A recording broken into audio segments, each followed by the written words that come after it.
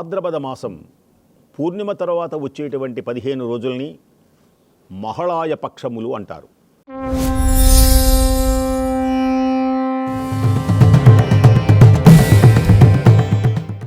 ఈ మహాళయ పక్షములు చాలా పవిత్రమైనటువంటివిగా భావింపబడతాయి. ఒక వ్యక్తి ప్రతిరోజు దేవుళ్లను ఏ విధంగా ఆరాధిస్తాడో అలాగే తమ పూర్వీకులను కూడా ఆరాధించాలి. తన వంశము తన గోత్రము ఒకటి ఉంటుంది.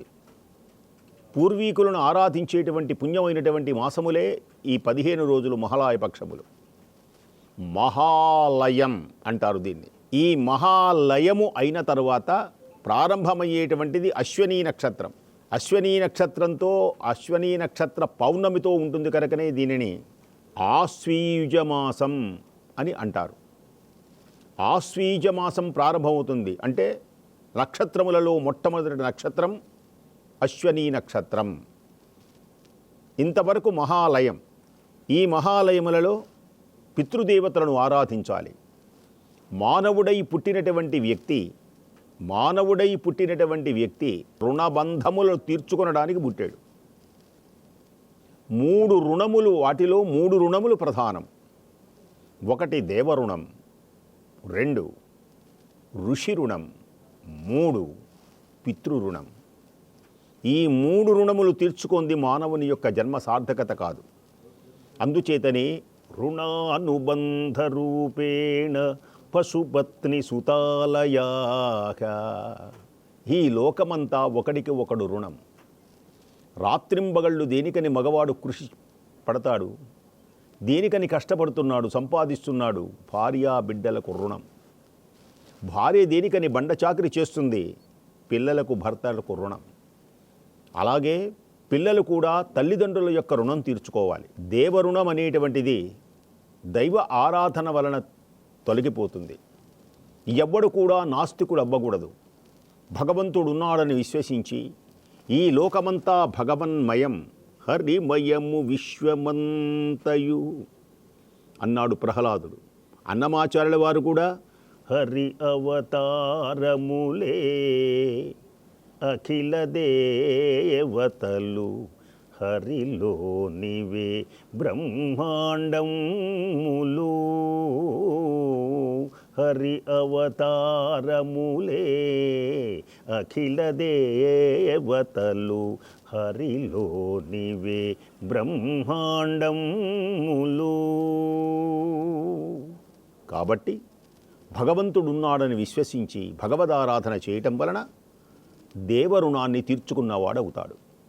ఇక రెండవది ఏది అంటే ఋషి రుణం. ఈ ఋషి రుణము ఎలా తీరుతుంది అంటే ప్రతి వ్యక్తి తల్లిదండ్రులను గౌరవించడమే కాదు, అతిథులను, అభ్యాగతులను, పండితులను, జ్ఞానులు మన గృహమునకు వచ్చినప్పుడు లేచి నిలబడి నమస్కరించి వారిని కూర్చోబెట్టి అర్ఘ్యపాద్యములు ఇచ్చి వారిని సంతృప్తిపరచి వారు చెప్పేటువంటి పుణ్యమైనటువంటి ఏ మాటలైతే ఉన్నవో, మన జీవితమును బాగు చేయడానికి ఏ పవిత్రమైనటువంటి పలుకులు ఉన్నవో అట్టి పలుకులను మనం విని ఆచరించితే ఋషి రుణము తీర్చుకున్న వాళ్ళం అవుతాం. ఇక మూడవది పితృరుణం. పితృరుణము చక్కగా గృహస్థుడై సత్సంతాన ప్రాప్తిని పొంది ధర్మ మార్గంలో భార్యాభర్తలు నడుస్తూ ఏ గృహస్థ ధర్మాన్ని మహర్షులు ధర్మ మార్గము ఉండాలి అని తెలియచేశారో ఆ మార్గంలో నడుస్తూ తన పితృదేవతలను తరింపచేయడానికి కొన్ని కార్యములు చేసేటువంటి మాసం ఈ భాద్రపద మాసం. ఇదియే మహాళయ పక్షం. తల్లిదండ్రులు లేనటువంటి వాళ్లకు చేయాలి. తల్లిదండ్రులు లేనటువంటి వాళ్ళు మాత్రమే ఈ 15 రోజులు చేయాలి. అదొక నియమం. అంటే తన తండ్రి తల్లి, ఏదైనా తండ్రి పోయినా ఎవరో ఒకళ్ళు, ఇద్దరు ఉన్నప్పుడు ఈ పితృశ్రాద్ధాలు చేయకూడదు. దేనికని అంటే మన పూర్వీకులు మనం చెప్పుకున్నట్లుగా ఈ 3 కోట్ల మంది 33 కోట్ల మంది దేవతలు ఉన్నారు కదా, వివరం చెప్పాం. వీళ్ళల్లో పితృదేవతలు అనేటువంటి వాళ్ళు ఉంటారు. వాళ్ళు ఒక సంవత్సరానికి వాళ్ళకి ఒక రోజు. అందుచేత గరుడ పురాణంలో ఇవన్నీ ఉంటాయి. పితృదేవతల యొక్క గమనాలు ఎలా ఉంటాయి, వాళ్ళు 32 విధములుగా ఎలా విభజింపబడతారు, సూక్ష్మ శరీరం, స్థూల శరీరం, కారణ శరీరం, అసలు ఈ శరీరాలు ఎలా విభజింపబడతాయి, మనకు కూడా చూడండి, ఒక ర్యాకెట్ని ఆకాశంలో పంపించేటప్పుడు కొంత దూరం వెళ్ళి దాంట్లో నుంచి ఇంకోటి వస్తుంది, దాంట్లో నుంచి ఇంకోటి వస్తుంది. మంగళయాన్ అక్కడికి వెళ్ళేది ఒకటే, మనకు కనిపించేదంతా అన్నీ వదిలేసి వెళ్ళిపోవటమే. అలాగే లోపల కనపడకుండా ఒక ఆత్మస్వరూపం ఏదైతే ఉన్నదో పితృదేవతల యొక్క అంశతో ఒక భాగం వెళుతుంది. ఆ పితృదేవతలందరిని కూడా ఆరాధించేటువంటి పుణ్యమైనటువంటి రోజులు. సహజంగా ఈ లోకంలో పితృతిథులు అని ఉంటాయి, అంటే తద్దినములు అని. అలాంటి మనం చేసేటువంటివి సంవత్సరానికి ఒక రోజున, అంటే ఏ తిథి నాడు, ఏ మాసమునందు, ఏ తిథి నాడు వారు కాలము చేస్తే, శివైక్యము చెందితే మరల ఆ సంవత్సరం ఆ తిథి నాడు, ఆ నెలలో ఆ తిథి.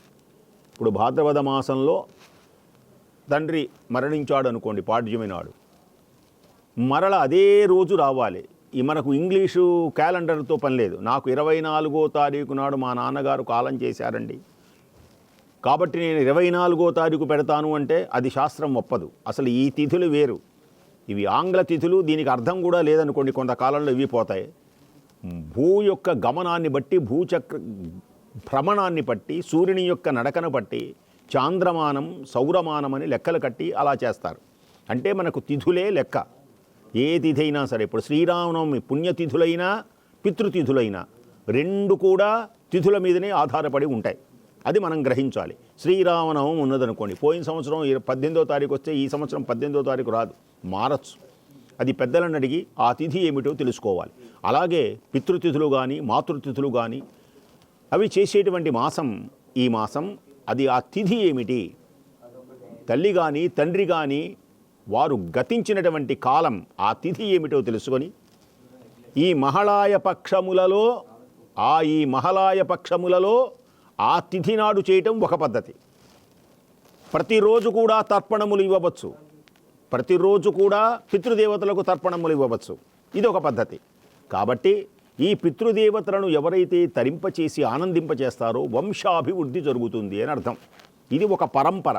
మీ ముత్తాత, మీ తాత, మీ నాన్న, నువ్వు, నీ కొడుకు, నీ మనవడు, ఇది అంతా ఒక పరంపర అన్నమాట. ఈ పరంపర అభివృద్ధి చెందాలి అంటే, వంశాభివృద్ధి జరగాలి అంటే పితృదేవతల యొక్క దివ్యమైనటువంటి అనుగ్రహం కూడా కలగాలి. పితృదేవతల అనుగ్రహం లేకపోతే పితృదేవతల శాపాలని కొన్ని ఉంటాయి.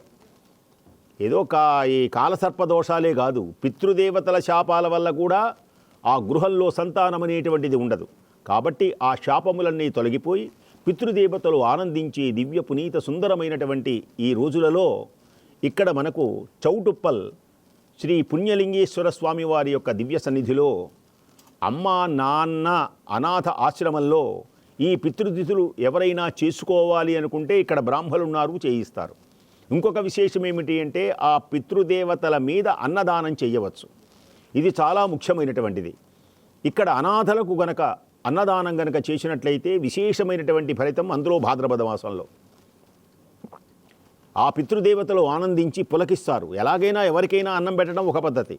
మంచి రోజున అన్నం పెట్టడం, అందులో అమ్మా నాన్నల అనాథ ఈ ఆశ్రమంలో అన్నదానం చేయటం అనేటువంటిది భాద్రపద మాసంలో ఈ పుణ్యమైనటువంటి తిథులలో మహాళాయ పక్షములలో చేయటం పుణ్యం కనుక అందరూ కూడా ఈ పుణ్యమైనటువంటి క్షేత్రములలో విచేసి ఈ ఆశ్రమంలో ఉన్నటువంటి విశేషములు గ్రహించి ఇక్కడ శార్థకర్మలు చేయటానికి కూడా అవకాశం ఉన్నది, చేయించుకొని ఇక్కడ అన్నదానము చక్కగా చేసి మీరందరూ తరించెదరుగాక.